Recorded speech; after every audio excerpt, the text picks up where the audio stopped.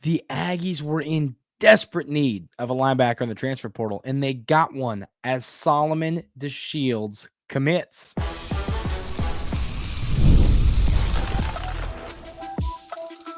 You are Locked On Aggies, your daily podcast on the Texas A&M Aggies, part of the Locked On Podcast Network, your team every day. Welcome on into Locked On Aggies. I'm your host, Andrew Stefaniak. Thanks for making Locked On Aggies your first listen every single day. Today's episode is brought to you by our friends over at Game Time. Download the Game Time app, create an account, and use code LOCKEDONCollege for $20 off your first purchase. The Aggies got two more transfer portal commits yesterday. We'll talk about Solomon DeShields first. We'll then talk about the tight end, Shane Calhoun, in segment 2.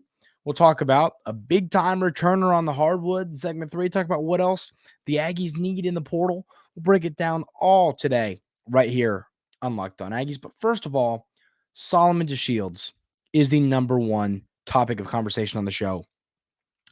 And the reason is this was a position you needed to go get somebody. We all knew that. We've discussed that time and time again, as you everydayers here at Locked On Aggies know. Coach Elko and company had to go get a linebacker. You lose Alex Howard the other day, and we feel good about Terrion York, of course. I think he'll be one of the better linebackers in the conference, one of the better linebackers in all of college football. But then after that, there are a lot of question marks. Some of those question marks, what are you going to get from Scooby Williams? What are you going to get from Damian Sanford? Those are the question marks you have about this room. I am starting day by day to feel better and better and better about Scooby Williams. So what does Solomon DeShields bring to the table? Well, he was at Pitt for a handful of seasons. He last year had 58 tackles and 2 sacks. He had a solid PFF grade last year for the Pitt Panthers, 71.4 overall. He had a 76.6 tackle grade, which you absolutely love to see. You know, we saw Texas A&M have struggles tackling last year, whether it was in the front seven or in the secondary. It's good to see that you're bringing in a sure-handed tackler, and that's what DeShields is. And a 74.1 coverage grade. PFF grade is great. You know, once again, the PFF grade isn't everything. What a player grades out at on PFF does not mean the world, but it also means something. I respect what they do over there, and they think DeShields is a player who can come in and help the Aggies based on his grade. So the other thing I like about DeShields is he does have 2 years eligibility left. He's not a 1-year rental, but he's an experienced Power 5 football player. That's what I love. You get a healthy balance here because you're not getting a one and done, but you're also getting a guy who does have experience playing legit college football. So I love this addition. Watched a little bit of film. There's a lot to like. There were a few plays on, where he didn't make the right decision on a run play. Here's the deal. You're not going to make the right play every time, but he makes the right play more times than not. And if I had to make a prediction right now, if I crystal balled, play with the crystal ball and predict who is going to start at linebacker next to Terrion York, I still, even with the addition of Solomon DeShields, believe it will be Scooby Williams. He just did a lot well in the spring game. There was a lot of hype heading into the spring game for the way he's been playing. And I think the coaching staff starting to believe in him. There's some familiarity there with Coach Bateman. I think Scooby Williams ends up getting the nod, but you still needed another linebacker. I love this addition, knowing the concerns that you had about the depth of this room. And listen, I feel good about the Texas A&M linebacker room in the future. I think we all can agree on that. The future of this room is in a great spot with the guys you've got committed to next year's class, the guys you've got on campus now, the guys you've got coming in here soon. Feel good about the freshmen this year. But are you going to have another Terrion York? And what Terry York did last year, ladies and gentlemen, I mean, that you can't expect everyone, whether it's Jernigan or Lockhart or one of these other, you can't expect one of these linebackers to come in and do that. It's just not human what Terry York did last year for Texas A&M. I mean, he is just truly a specimen. He is one of a kind. And so I think you need your older guys. I think you need Scooby Williams, who's played some football. I think you need now DeShields. Sanford's been around for a little while. You need some of these guys who have at least been here a little bit to step up and be the dudes in the linebacker room. And, say what you want about Durkin. He did a good job with linebackers. I think losing him, you're going to need to continue to develop linebacker talent. And I think you're going to see that happen with Scooby Williams and DeShields, and York will continue to develop. I think Sanford's going to continue to develop. The young guys will be key. Here's the deal. York will be here this year. He'll be here next year. And then he'll be a early day 2, potentially late day 1 draft pick in the NFL draft. Dude's really, really good. So the key is going to be developing these young guys. And that'll be interesting to see how that goes. You assume it's going to go well. Nothing that we have seen from this Texas A&M coaching staff, the new coaching staff that is, has led me to believe that there are going to be any struggles when it comes to developing talent. I think that is why everybody feels good about this staff. We feel that this staff can develop talent. That was the issue with the previous regime, ladies and gentlemen. We all know that. Coach Fisher and his staff had the players. They just weren't developing them. I mean, you had too many 5 stars for what it was turning into, next level talent, stuff like that. It wasn't going the way it should have gone player development wise. And I think this staff is not going to do the same thing. So I woke up this morning. I went to bed last night feeling a lot better about Texas A&M's linebacker room. Here's the deal. Maybe DeShields won't even touch the field once this year. But the reason he is so valuable is because if something were to happen to York or something were to happen to Scooby Williams, who I do think ended up winning the job, if one of them were to get banged up and go down with an injury, you now have a guy in DeShields who has played football at, near the highest level of college football. And he can come in and play relevant snaps for this team. And I don't think you'll see this massive drop-off. I do believe there will be a drop-off, but I don't think you're going to see it be off a ledge, a 30-story fall from Scooby Williams to DeShields. The PFF grade is solid. He's played a lot of good football in his career.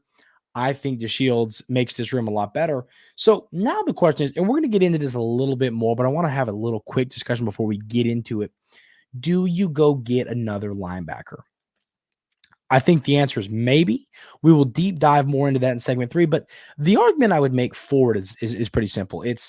I would go get a one-and-done guy. A one-and-done guy who has played, whether it's Power 5, whether it's a smaller school, whatever it is, I would go get a one-and-done guy that you think can be the linebacker 4, linebacker 5 on this roster, a guy who wants to just come play a little bit of SEC football. That's what I would go get to feel fully great about this Texas A&M linebacker room. I think you're almost there, unless one of these young players has developed, but I just don't think you're going to see that happen this quick. You know what I mean? I think that's going to take a little bit of time. That's just the reality. Once again, not every player is going to do what Terry York did. It's not human. It is not normal what he did. So I love the addition of DeShields. I think he's a really solid football player. I think he's exactly what you needed. And that's the thing. Is he a guy that's going to come in and I'm going to convince you he's an all-SEC player? No. But what he is he's exactly what you needed. That's what Coach Elko and company needed to get out of the portal, and that is what they got. And that says a lot about this staff. I love that. You have a hole, plug it. You have an issue, fix it.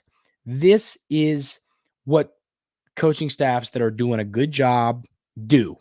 They see holes and they fix them, and I love to see that.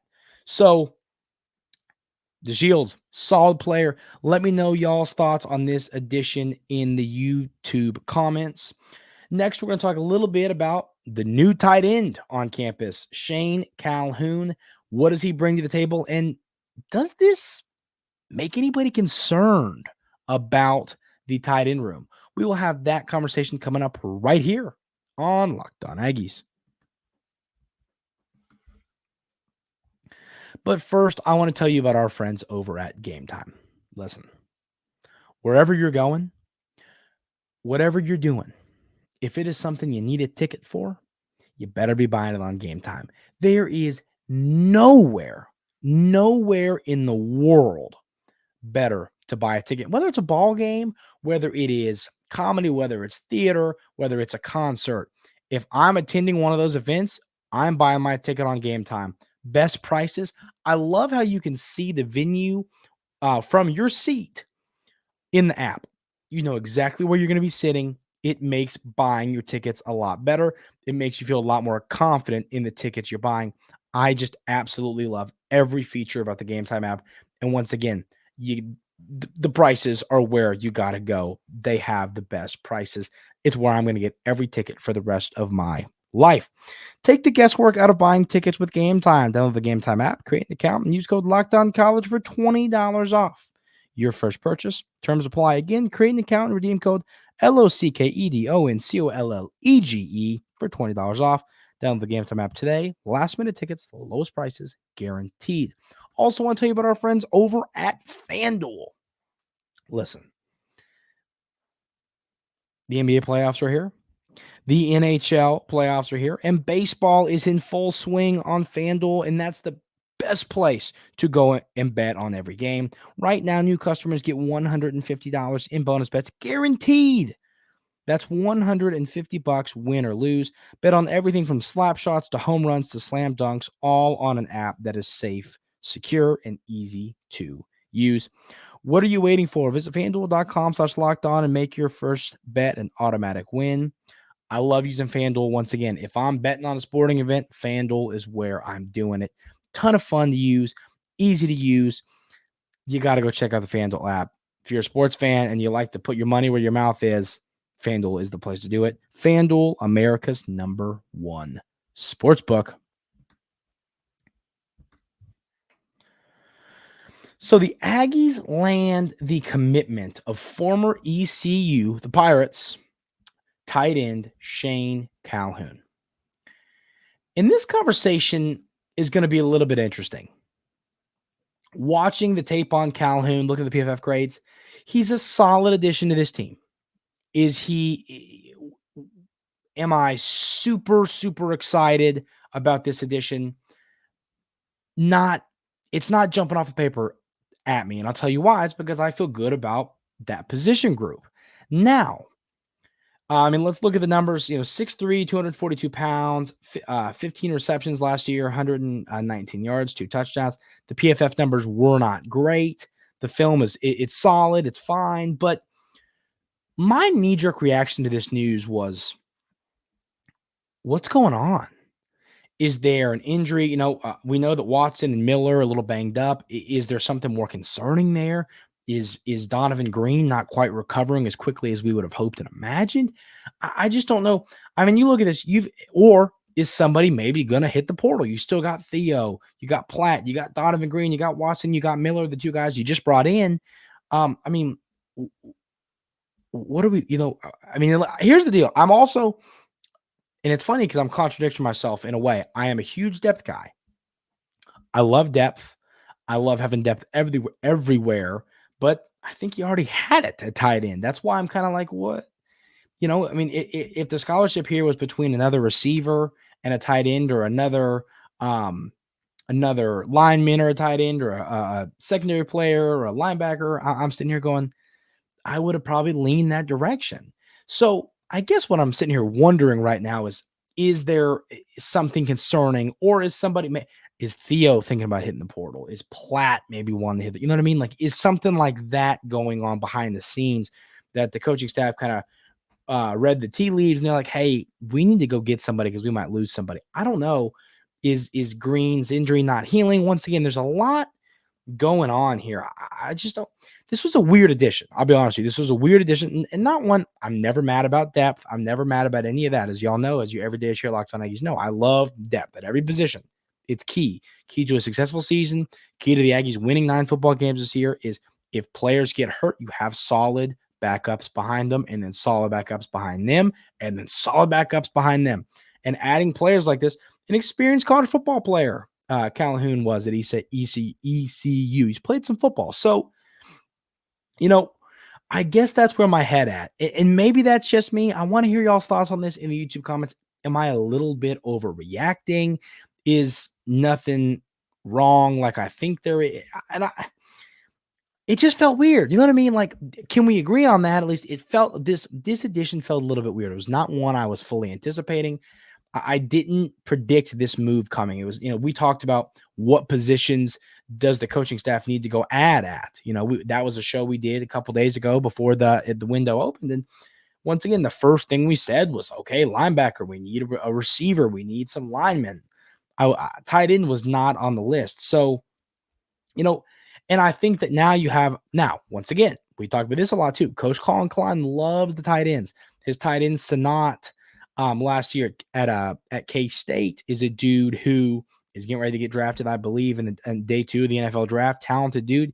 He loves to feed the tight ends. He loves to get the football to the tight ends. It's a weapon that Coach Klein utilizes, I think, more than some other coaches. So is he in his head going, man, I can't run out of tight ends. I got to go get one more. I think there's a lot of different thought processes you could go through here. And you could say, is this the direction, what was Coach Klein thinking? What was Coach Elko thinking? I would love to hear the why behind this decision. I'm not knocking it. I'm not upset about it. I just would like to understand the why. Because once again, is there an injury? That's what I'm wondering. Is Donovan Green not progressing back from the ACL tear like we had hoped? We saw him out of practice in a yellow penny the other day. So, I mean, he's moving around, and you got to think a few months away coming back. If he's moving around now, he's going to be good to go for the start of the season. So I don't think that injury is the concern here. I think, and then could it be, hey, Miller and Watson just didn't pan out like the coaching staff thought, but also we heard the coaching staff praise Watson the other day. So I just don't quite get this one. And once again, not in a negative way. I just don't. This is not an addition that I was anticipating, to kind of sum that up. So it's not a bad thing at all. I just don't think I was predicting this move to be made. So that's your other addition, former ECU tight end Shane Calhoun. Another solid portal addition for the coaching staff, which I love. I just would love to know the why. So let me know y'all's thoughts on that in YouTube comments. Am I overreacting?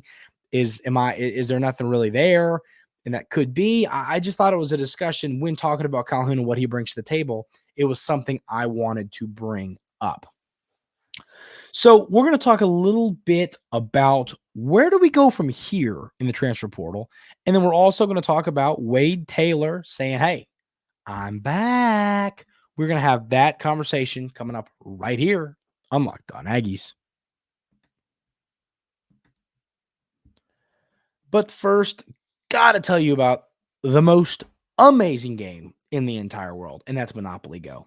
We've all been there, either as a player or a fan. It's halftime and the scoreboard is not looking good. You're feeling low, not sure you or your team can pull out a win. That's when you dig deep, lift your head up, and say to yourself, time to get back in the game, pull off some bank heists, and take as much of my friend's money as I possibly can. That's right, the smash hit mobile game Monopoly Go lets you compete with your friends to get the most riches and the biggest empire. It's the Monopoly you love, but on your phone anytime with tons of new twists, including leaderboards to compare your progress to your buddies. There's so much to do. Play on countless dynamic Monopoly boards. Make your friends bankrupt by smashing their landmarks with a wrecking ball. Charge other players rent for your iconic properties. You can even work with your friends to crack open community chests and in tournaments to get extra rewards and climb the leaderboard. So get back out there, put on your game face, and download Monopoly Go now free on the App Store or Google Play.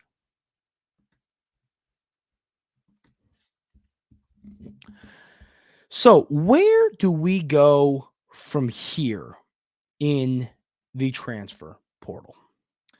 Wide receiver, I think, is step number one. You got the Penn State kid, Lambert Smith. I think Keandre Lambert Smith is his name. I already forget his name, but the Penn State kid that is really good. We talked about him the other day. He was on his visit. It sounds like things are going well there, but at the same time, we're hearing this is a dogfight for one of the best receivers in the portal.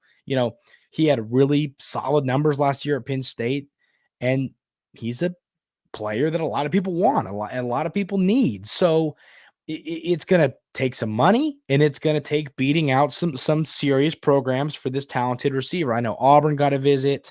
I think USC is in the mix, maybe Colorado. I'm pretty sure USC. So there's some other schools in the mix for the former Penn State wideout, but receiver to me is the number one most important priority for the coaching staff right now. I think with Jabri Barber's injury, you got to go get somebody.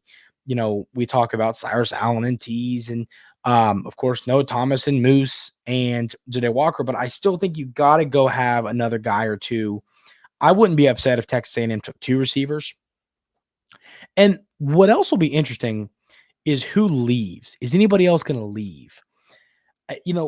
After spring, coaches and players have those exit meetings, exit interviews where they discuss, okay, here's where we're at, here where you're at, where do we see you, X, Y, and Z. That's where those conversations happen. And then generally after those conversations is when some players decide to hit the portal. So are we going to see any other Aggies hit the portal? That's going to be interesting. I don't know. I haven't heard anything like that, but you know how this goes. Players talk to their families. It's a new world of college football. You talk to your family. You want to go find a better situation for yourself. Players are going to make that move. So I still think you can see another player or two hit the portal.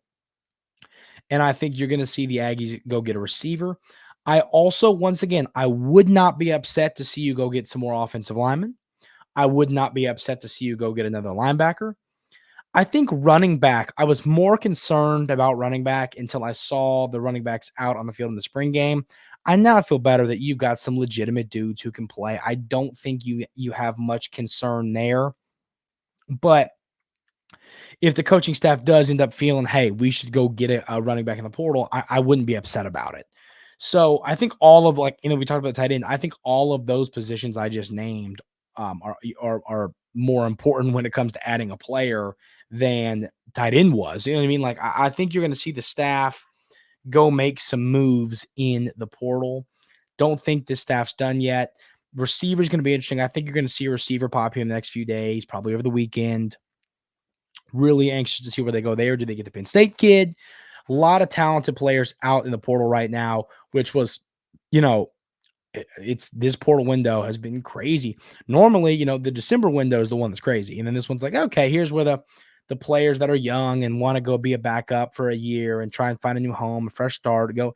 There's been a lot of starting caliber players hit the portal in this window, which came as a bit of a surprise. I just wasn't expecting to see what we've seen. So I think that's where we go from here. And once again, that's something. Let me know in the YouTube comments, where does Texas A&M need to go from here when it comes to the this current portal window? What would you like to see the Aggie coaching staff add?